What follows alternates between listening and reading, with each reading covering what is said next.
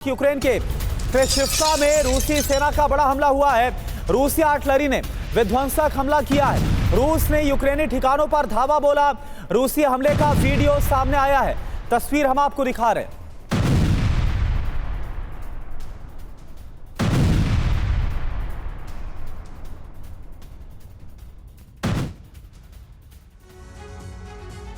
रूस यूक्रेन युद्ध में एक बार फिर से क्रीमिया को यूक्रेन ने निशाना बनाया है। बीती रात एक बार फिर क्रीमिया के ATACMS का जलजिला यहां पर सामने आया। यूक्रेन सेना ने एक के बाद एक क्रीमिया में यूक्रेनी सेना ने रूसी नेवल बेस को निशाना बनाया। यूक्रेन ने एक साथ 3 रूसी एयरबेस और नेवल बेस पर ATACMS से हमला किया। इन हमलों में रूसी सेना का एक युद्धपोत पूरी तरह से ध्वस्त हो चुका है और कई और बड़े नुकसान हुए हैं। क्रीमिया में इस बड़ी तबाही के बाद ज़ेलेंस्की यूरोप दौरे पर निकल रहे हैं, लेकिन यूक्रेन के इस हमले ने यूरोप में एटमी दहशत पैदा कर दी है। क्रीमिया में हमला और फिर उससे यूरोप पर छाए एटमी संकट पर आप देखिए ये सुपर एक्सक्लूसिव रिपोर्ट।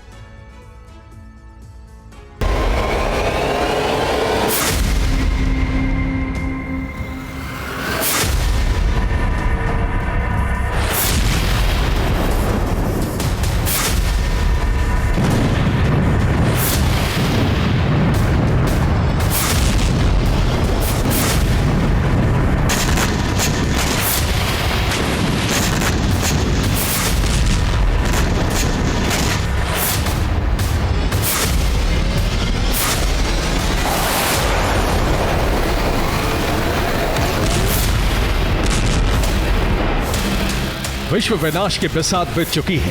कीव से लेकर वॉशिंगटन और लंदन से लेकर पेरिस तक हलचल तेज हो चुकी है।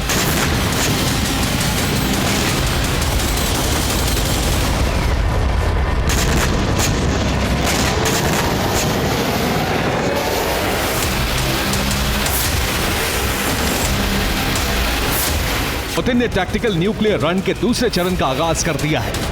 महासंग्राम का आधार बनने वाला है यूक्रेन का क्रीमिया पर हमला।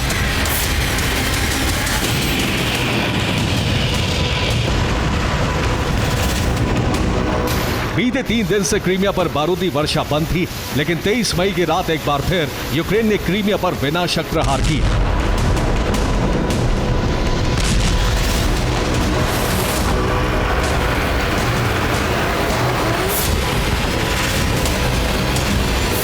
मई की रात यूक्रेन ने क्रीमिया के अलग अलग इलाकों पर हमले शुरू किए।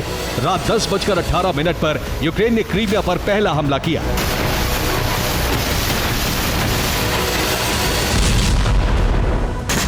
इसके बाद क्रीमिया के अलग अलग इलाकों में धमाके सुने गए।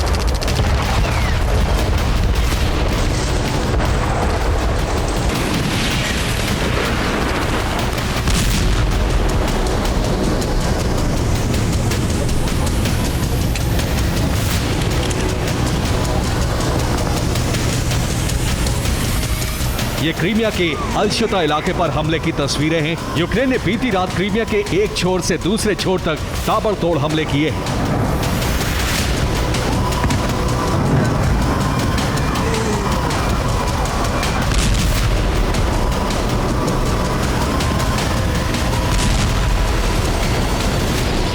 यूक्रेन ने सेवास्तोपोल, येवपतोरिया, बेल्बिक, नोवोफेदोरिवका और अलशुता पर पूरी रात हमले जारी रखे।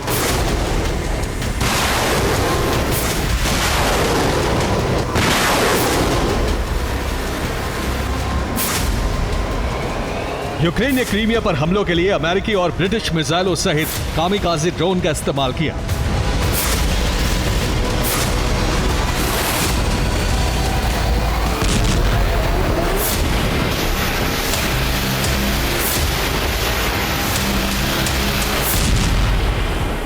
यूक्रेन ने बीती रात 8 अटैकम्स मिसाइल हमले किए। ये मिसाइलें अमेरिका से कीव को मिली हैं। इसके साथ ही स्कैल्प मिसाइल से भी क्रीमिया के कई टारगेट पर हमले किए गए। यूक्रेन ने UJ कामिकाज़े ड्रोन से भी क्रीमिया को निशाना बनाया। रूसी एयर डिफेंस ने यूक्रेन की कई मिसाइलें गिराने का दावा किया है। रूसी एयर डिफेंस ने अलशुता पर गिरने वाली एक मिसाइल को हवा में ही नाकाम कर दिया।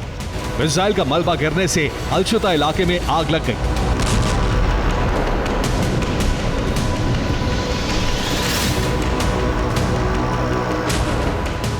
यूक्रेन के हमलों के बाद रूस ने क्रीमिया में हाई अलर्ट जारी कर दिया है। रात 10:25 पर क्रीमिया में एयर ट्रैफिक रोक दिया गया। सेवेस्तोपोल, ये पतोरिया, अल्चोता में सड़कें बंद कर दी गई। लोगों को घरों में रहने की सलाह दी गई।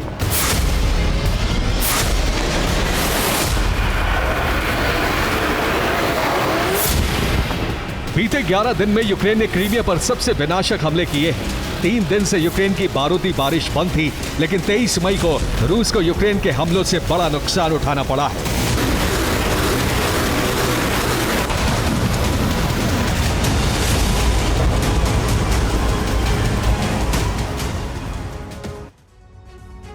यूक्रेन ने क्रीमिया के सेवेस्तोपोल बेस पर हमला किया और इस हमले में रूस का एक काराकुर्द क्लास कॉर्वेट सेकॉन युद्धपोत नष्ट हो गया।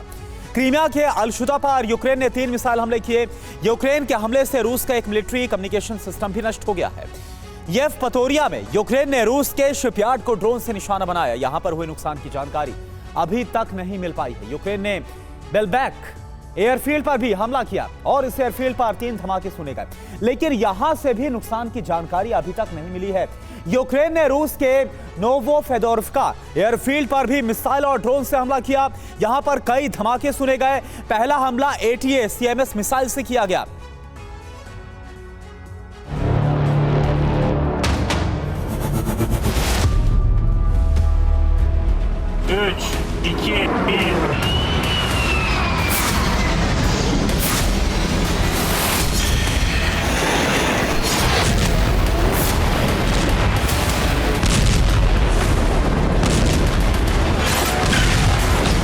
यूक्रेन क्रीमिया पर लगातार हमले कर रहा है और उसके कामिकाज़े ड्रोन रूस के हर टारगेट को निशाना बना रहे हैं।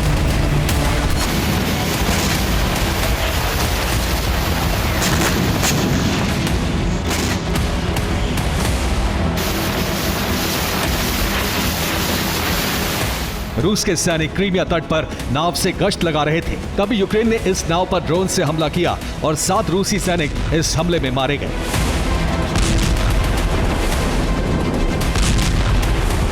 यूक्रेनी हमलों के डर से रूस ने अपने जहाज भी क्रीमिया से हटाने शुरू कर दिए हैं। यूक्रेन 23 से ज्यादा रूसी युद्धपोत नष्ट कर चुका है। ब्रिटिश इंटेलिजेंस की रिपोर्ट है कि रूस ने अपने 2 कॉर्वेट युद्धपोत काला सागर से हटा लिए हैं। इन दोनों युद्धपोतों को कैस्पियन सागर में तैनात कर दिया गया है।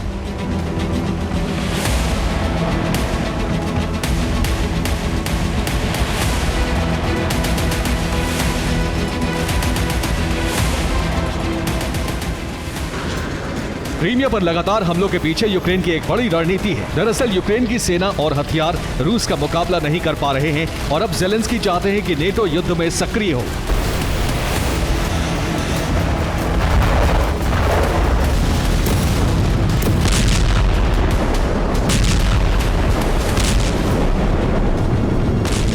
ज़ेलेंस्की यूरोपीय देशों के दौरे पर जाने वाले हैं और यहां वो नेटो से युद्ध में उतरने की अपील करेंगे। ज़ेलेंस्की फ्रांस और इटली के दौरे पर जाने वाले हैं। यहां ज़ेलेंस्की नेटो देशों से रूसी मिसाइलों को इंटरसेप्ट करने की मांग रखेंगे। ज़ेलेंस्की चाहते हैं कि नेटो देश उसी तरह यूक्रेन की मदद करें जैसे इजराइल की करते हैं। इसके साथ ही यूक्रेन रूस पर विदेशी मिसाइलों से हमले की इजाजत मांग रहा है।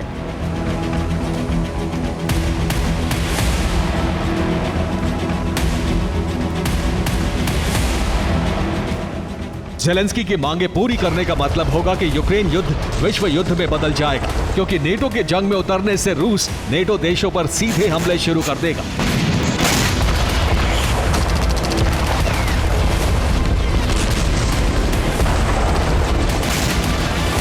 रूस के विदेश मंत्रालय ने कहा है कि ब्रिटिश हथियारों से उसकी जमीन पर हमले की इजाजत से यूके का अस्तित्व खतरे में आ जाएगा। रूस ब्रिटेन के किसी भी हिस्से पर 30 मिनट में हमला कर सकता है।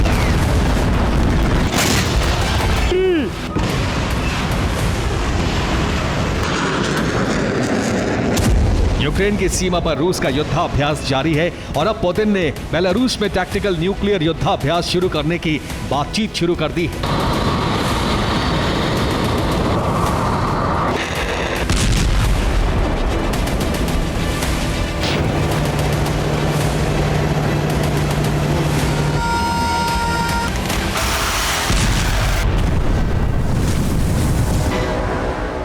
पुतिन 2 दिन के बेलारूस दौरे पर मिन्स्क पहुंचे हैं और यहां राष्ट्रपति अलेक्जेंडर लुकाशेंको से परमाणु युद्ध पर चर्चा कर रहे हैं।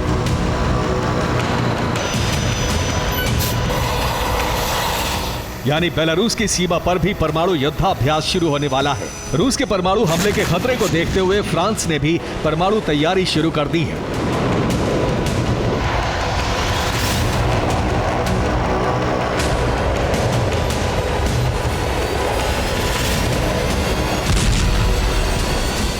फ्रांस ने राफेल से परमाणु मिसाइलें फायर करने का अभ्यास किया है। इसके साथ ही यूक्रेन भी परमाणु हमले से बचने की तैयारी में जुट गया है।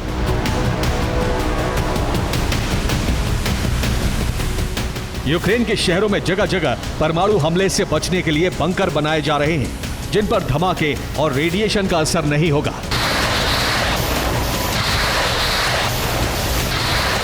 नेटो और यूक्रेन ये मानकर चल रहे हैं कि रूस के साथ कभी भी युद्ध शुरू हो सकता है और अगर ऐसा हुआ तो परमाणु विनाश तय है। Bureau report, TV9, Bharatvarsh.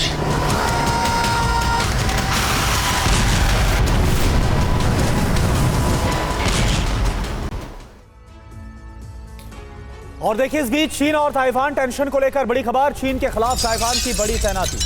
Taiwan ने पैट्रियट और मिसाइल को तैनात किया है। उड़ान भरकर चीन की निगरानी कर रहे हैं F-16। चीनी युद्धाभ्यास के बाद ताइवान की तैनाती है। ये ताइवान को घेर कर ड्रिल कर रही है PLA।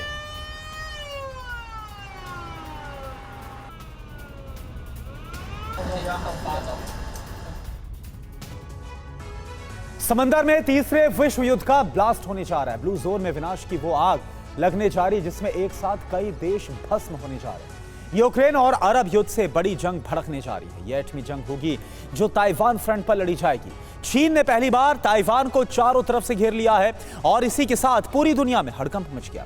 ताइवान को बचाने के लिए अमेरिका, जापान समेत कई देशों ने अपनी सेना और हथियार तैनात कर दिए हैं। तो सवाल ये उठता है कि क्या चीन का ऑपरेशन ताइवान लॉन्च हो गया है?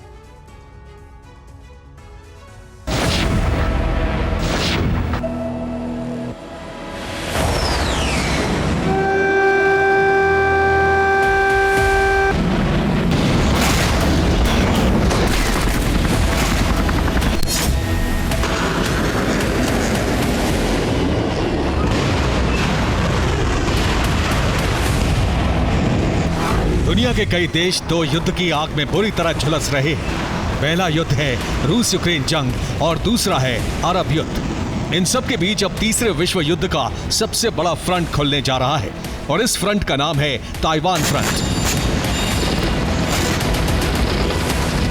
समंदर में एक साथ कई देश टकराने वाले हैं और इसी के साथ ब्लू जोन में परमाणु जलजला आने जा रहा है।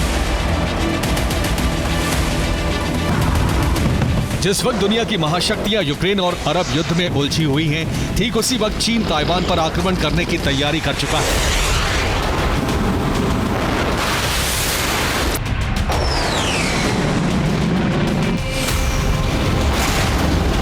चीन किसी भी वक्त ऑपरेशन ताइवान लॉन्च कर सकता है।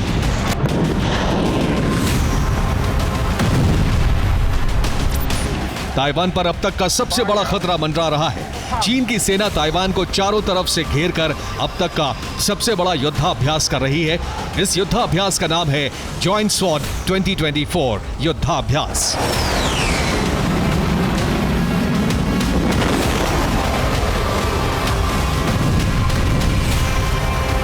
PLA का यह युद्धाभ्यास न सिर्फ उसका शक्ति प्रदर्शन है बल्कि इस बात का संदेश भी है कि ड्रैगन ताइवान को हड़पने के लिए तीसरे विश्व युद्ध का समुद्री फ्रंट खोलने जा रहा है।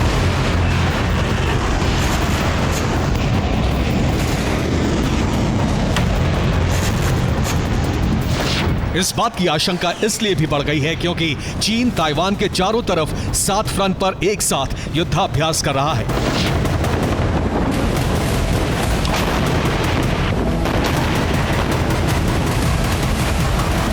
इस ड्रिल में चीन के हजारों सैनिक, दर्जनों लड़ाकू विमान, बॉम्बर और वॉरशिप हिस्सा ले रहे हैं।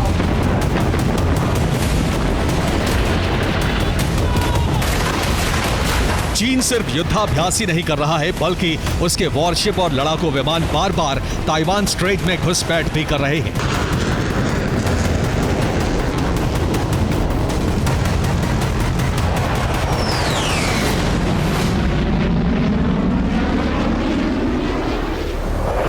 ये चीन का होंग 6 के बॉम्बर है, जो चीन के ज्वाइंट स्वॉर्ड युद्धाभ्यास में शामिल होकर आसमान में गर्जना कर रहा है।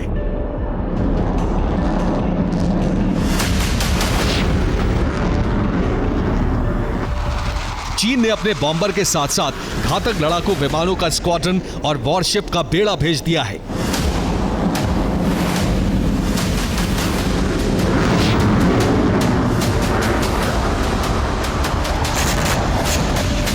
चीन के इस युद्धाभ्यास से ताइपे से लेकर वॉशिंगटन और जापान से लेकर यूरोप तक हड़कंप क्यों मचा है, अब इसे जानने और समझने की जरूरत है।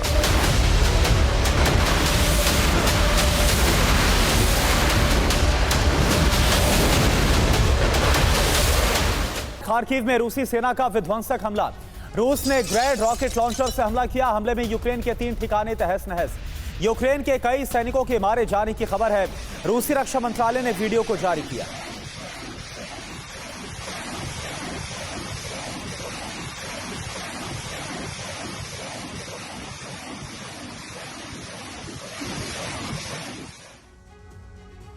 खार्किव में यूक्रेन की हार अब तय मानी जा रही है। ताबड़तोड़ मिसाइल हमले और बम की बरसात से खार्किव में तबाही जारी है। यूक्रेनी सेना लगातार पीछे हट रही है, तो वहीं आम लोगों की मौत की वजह से खार्किव से पलायन जारी है। यूक्रेन ने कई सैन्य मोर्चों पर पलटवार किया है। डोनेस्क में रूस ने नए गांव पर कब्जा कर लिया है, तो दूसरी तरफ यूक्रेन ने फिर से रूस का एक एयरक्राफ्ट गिरा दिया। एक रिपोर्ट में इस बात का दावा किया गया है कि सिर्फ 24 घंटे बाद ही खार्किव के बड़े हिस्से पर कब्जे का ऐलान किया जा सकता है।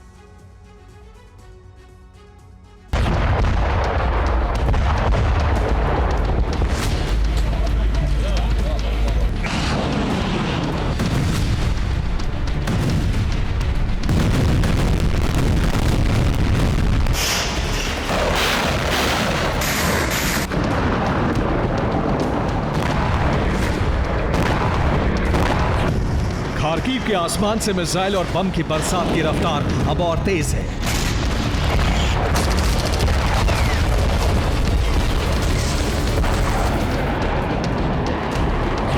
जमीन जल रही है, इमारतें ढह रही हैं।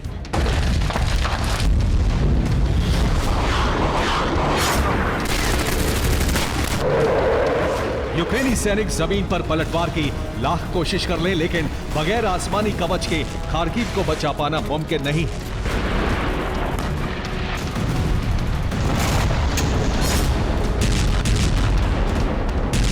रिपोर्ट में दावा किया जा रहा है कि 24 घंटे में यूक्रेन खार्किव का बड़ा इलाका गंवा सकता है।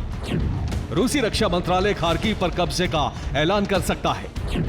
खार्किव के लाखों लोग यूक्रेन के दूसरे शहरों में शिफ्ट किए जा चुके हैं।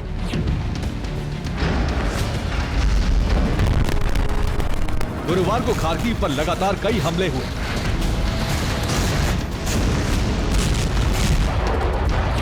रूस की सेना का हौसला तोड़ने के लिए यूक्रेनी फोर्स ने भी पूरी ताकत लगा दी है, लेकिन रूस का खार्किव मिशन अपनी रफ्तार और रणनीति से आगे बढ़ रहा है।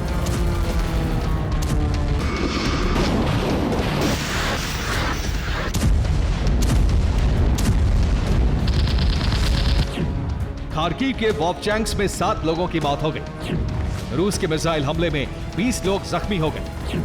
रूस S-300 की पुरानी मिसाइलों से जमीन पर हमले कर रहा है।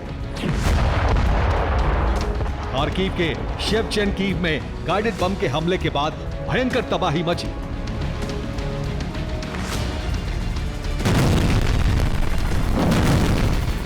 रिहायशी इलाकों में लगातार बमबारी से दहशत बढ़ती जा रही है। खार्किव में आम लोगों की मौत का आंकड़ा भी तेजी से बढ़ रहा है।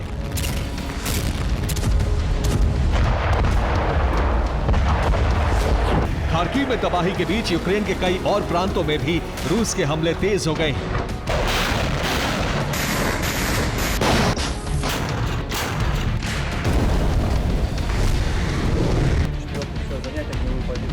यूक्रेन के हथियारों और सैन्य मोर्चे पर हमले के लिए रूस की जैपड फोर्स तैनात की गई है। आर्टिलरी से लैस ये बटालियन रूसी कमांड का इंतजार करती है और ऑर्डर मिलते ही MLRS से ताबड़तोड़ प्रहार शुरू कर देती है।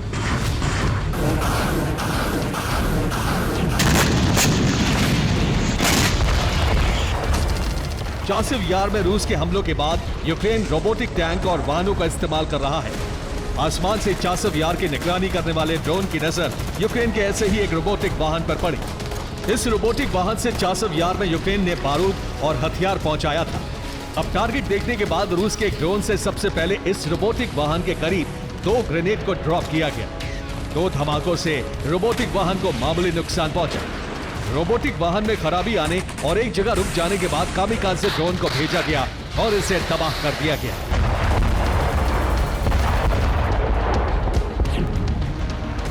डोनेत्स्क में रूसी फौज को नई कामयाबी मिली है। यहाँ अंद्रेवका गांव में यूक्रेनी फौज महीनों से मजबूती के साथ डटी थी, लेकिन रूस के लगातार प्रहार के बाद यूक्रेनी बटालियन को इस इलाके से पीछे हटना पड़ा है। अंद्रेवका के चारों तरफ रूस ने BM-21 ग्रैड MLRS की तैनाती की हुई है। लगातार रॉकेट प्रहार से रूसी सेना ने इस इलाके के कोने कोने को दहला दिया है।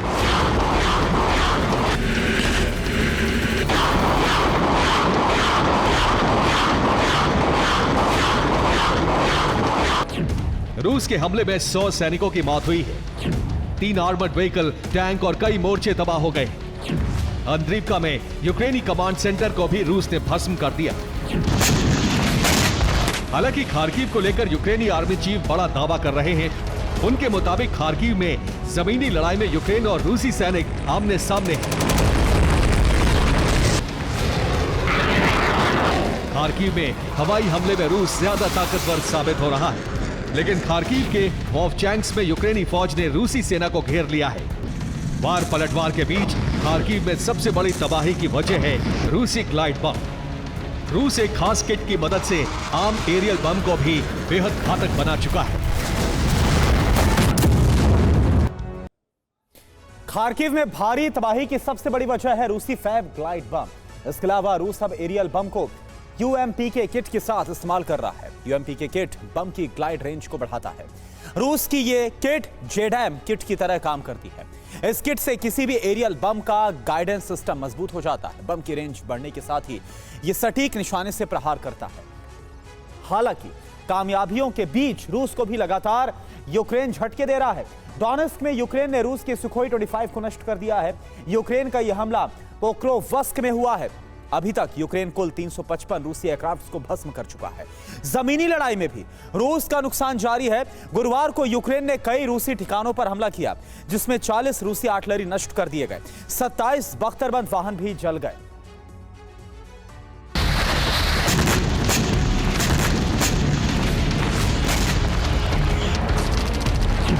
बाख्मुत की तरह ही रूस खार्किव को समतल बनाने की कोशिश में है। रूस के हमले में 50,000 किताब भी जल गए। रूस ने जिस इमारत पर हमला किया, वहां से किताब का प्रकाशन किया जाता था।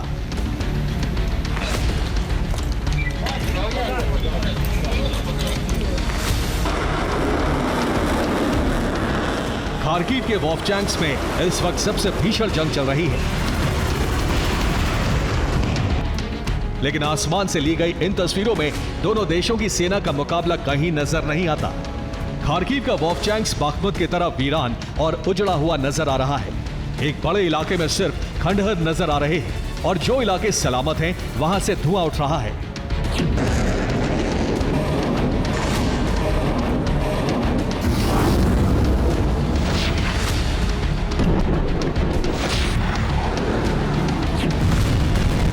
इस वीडियो से आप रूसी सेना के हमले की रफ्तार का अंदाजा लगा सकते हैं। चंद सेकंड में कई जगह धमाके, रात के अंधेरे में बारूदी धमाकों से निकलती आग। एक ही मिनट में कितने रॉकेट इस जमीन पर गिर रहे हैं, इसका अंदाजा आप बखूबी लगा सकते हैं।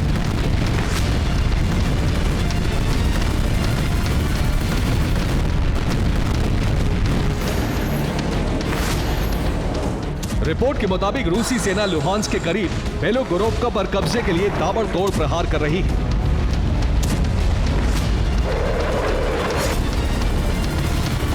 रूस की कामयाबी के बाद चेचन प्रमुख रमजान कादिरोव ने ज़ेलेंस्की को धमकी दी है। कादिरोव ने कहा है कि उनका सपना है कि ज़ेलेंस्की को उनके तहखाने में रखा जाए। रूस ने ब्रिटेन को एक बार फिर धमकी दी है। पुतिन ने कहा है कि अगर ब्रिटिश हथियारों से रूसी जमीन पर हमले हुए तो रूस ब्रिटेन के किसी भी ठिकाने को तबाह करके इसका बदला ले सकता है।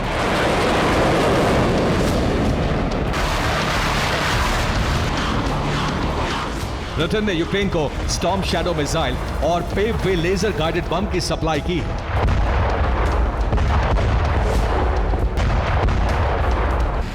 रूस को डर है कि लॉन्ग रेंज हथियारों से यूक्रेन रूस में बड़े हमले करने में कामयाब होगा।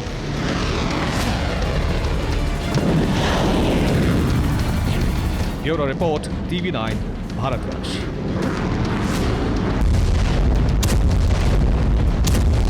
मिडिल ईस्ट की बात की जाए तो ईरान और रूस ने मिलकर ऐसा प्लान तैयार किया जिससे इजराइल में तबाही का जलजला आ सकता है।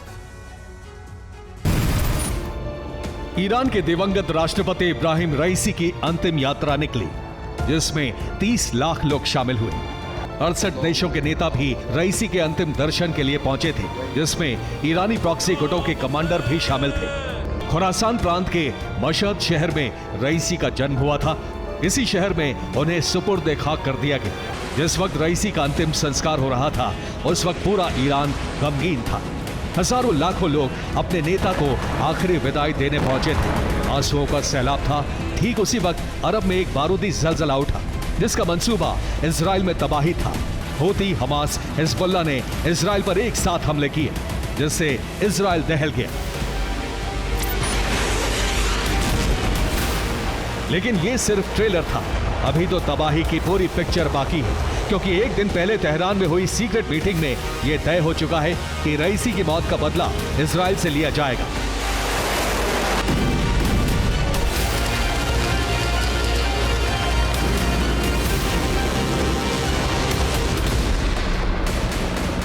क्योंकि ईरानी प्रॉक्सी गुट इब्राहिम रईसी के हेलीकॉप्टर क्रैश को हादसा नहीं बल्कि षड्यंत्र मान रहे हैं और इसके लिए इजराइल को जिम्मेदार ठहरा रहे हैं।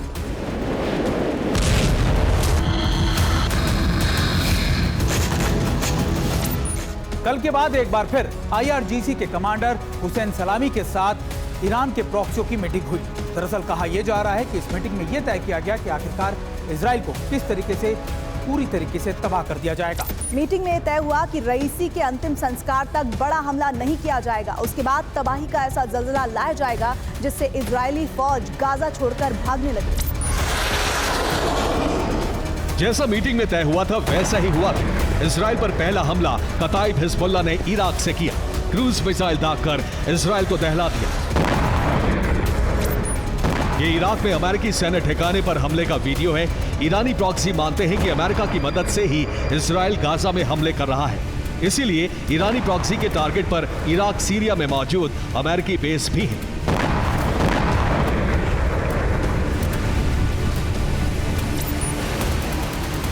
इसके अलावा इजरायली शहरों पर रॉकेट भी दागे गए। इस वीडियो में देखिए कैसे एक साथ कई रॉकेट हमले इजराइल में तबाही मचाने के लिए इराक से छोड़े गए। इजराइल पर कुछ ही सेकंडों के अंदर सैकड़ों मिसाइलें दागी गई और एक बार फिर इजराइल जल उठा।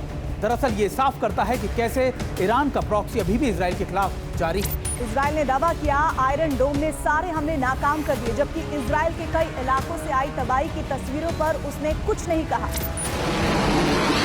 ये वही तस्वीरें हैं जिसमें सैकड़ों रॉकेट इजराइल की तरफ आते दिखाई दे रहे हैं। हालांकि एक दो वीडियो ऐसे भी आए हैं जिसमें इजराइल के एयर डिफेंस ने कई रॉकेट को इंटरसेप्ट कर लिया। इस दौरान हिजबुल्लाह ने दावा किया है कि उसने 100 से ज्यादा मिसाइलें इजरायली बॉर्डर पर दागी, जिससे मिलिट्री पोस्ट और रडार सिस्टम को काफी नुकसान पहुंचा है।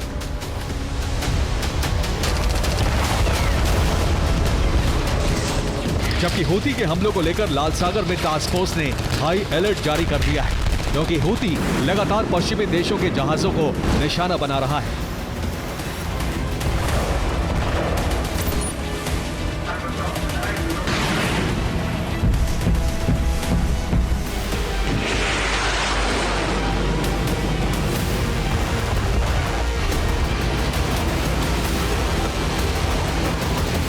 ईरानी प्रॉक्सी की इतनी हिमाकत की वजह है कि अब IRGC को रूस का साथ मिल गया है, इसलिए हथियारों की कमी नहीं होगी। साथ ही क्राइसिस में रूस का बैकअप भी तैयार रहेगा।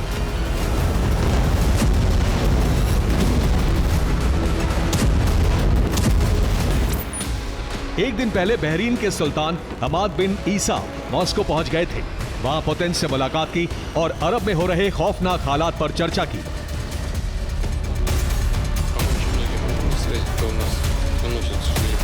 अब बहरीन ने रूस से अरब में स्थिति को काबू करने के लिए मदद मांगी है। अब रूस पूरी तरह से अरब को कंट्रोल करने के लिए तैयार हो चुका है। जहां एक तरफ इस्लामिक मुल्कों से बातचीत कर रहा है, दूसरी तरफ ईरानी प्रॉक्सी को मजबूत कर रहा है। रूस ने अफ्रीका और सीरिया से वैगनर लड़ाके भी भेजे हैं, जिससे ईरानी प्रॉक्सी के लड़ाकों को ट्रेनिंग दी जा सके। इसके अलावा हमास लड़ाके भी राफा और दूसरे इलाकों में सुरंग से निकलकर आईडीएफ सैनिकों पर हमले कर रहे हैं।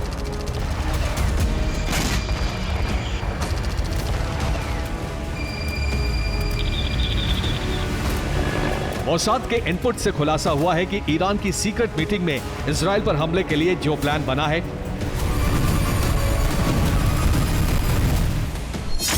उसके मुताबिक ईरानी प्रॉक्सी अलग अलग जगहों पर एक साथ हमले करेंगे।